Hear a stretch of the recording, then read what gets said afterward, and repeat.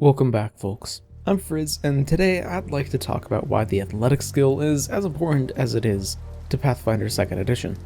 Seriously, it's one of the most important skills for martial characters and just characters overall, and it helps ensure that strength is actually an important ability score for once.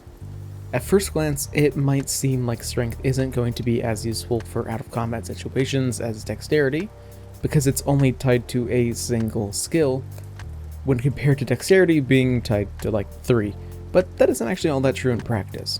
Paizo did an amazing job designing the athletic skill, so let's talk about why they made sure to be so careful. Alright, so first off, the biggest point to do with athletics is that it is a catch-all skill. If something could be described as being athletic, then it's probably related with this skill. This means that actions from previous TTRPG systems like climbing or swimming are all tied to this one skill, rather than being their own separate skills or just further divided up. This means that a character with a decent strength, they're going to only have to devote themselves to a single skill that can cover pretty much every situation. This is legitimately a huge deal, especially once you consider that combat maneuvers are now tied into athletics as well. Yeah, that's right. Grappling, shoving, tripping, and disarming are all tied together under the exact same skill now, rather than all having separate rules as to how they work. Well, I guess they still have unique actions, but all those boil down to rolling athletics, comparing it to an obvious number on someone else's sheet, and then applying the red condition. The important part is that if someone is really good at tripping people, they're also going to be really good at grappling people, which opens up a ton of options for strength-based characters. Historically in TTRPGs, characters with a high strength score were often viewed as being incredibly straightforward in combat. You know, like a barbarian who just rages and hits things really hard, rather than having to worry about things like tactics. Well, that's just incredibly incorrect in 2e, as athletics is probably, hands down, the best battlefield control skill in 2nd edition. If you don't want to cast spells, but still want to debuff someone into the grave, then strength is your friend and athletics is your tool. Seriously, if you grapple a spellcaster, now their top priority is to get out of that grab, rather than buffing themselves or casting hostile spells on you or your allies. Tripping someone basically mandates that they stand up or remain flat-footed and taking penalties on their attack rolls, which really just eats into their actions. And if you manage to grapple and trip a target, then they're going to have to spend 2 actions to reverse what you've done to them, which is basically their whole turn at that point. I'm not joking when I say that I think the best characters for debuffing a single target in 2nd edition are fucking wrestlers. Now I hear you asking, why does this even matter in the first place? Well, that's a very nice question, thank you for asking it. So the reason why athletics matters is actually pretty simple. Everyone can be good at it.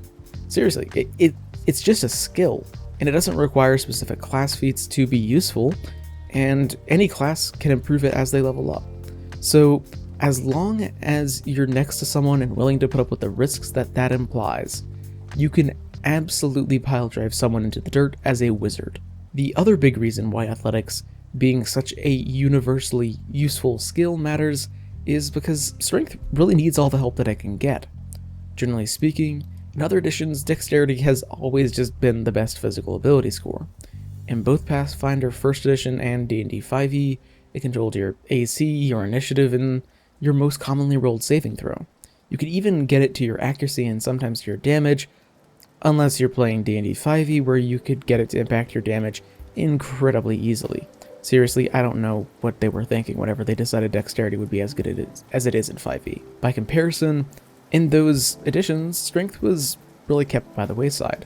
I mean, it impacted your accuracy, your damage, and your carrying capacity, but all of those could be replaced with dexterity or trivialized using bags of holding. Athletics is one of the big game design elements that Paizo has used to close the gap between strength and dexterity. It's super useful both in and outside of combat, and it feels like it can be really character defining. And before you start wondering how on earth athletics is so useful outside of combat, keep in mind that if you pick up the assurance skill feat with athletics and you're an expert, you can basically climb every single wall you're going to see, unless it is explicitly hard to climb, at level 6. You just have to be creative with it. Plus, who doesn't want a Kool-Aid man their way through doors? Thanks for watching, everyone. I'm experimenting a little bit with this one, in case you couldn't tell. Let me know what you think about the style change, whether or not you like it in a comment.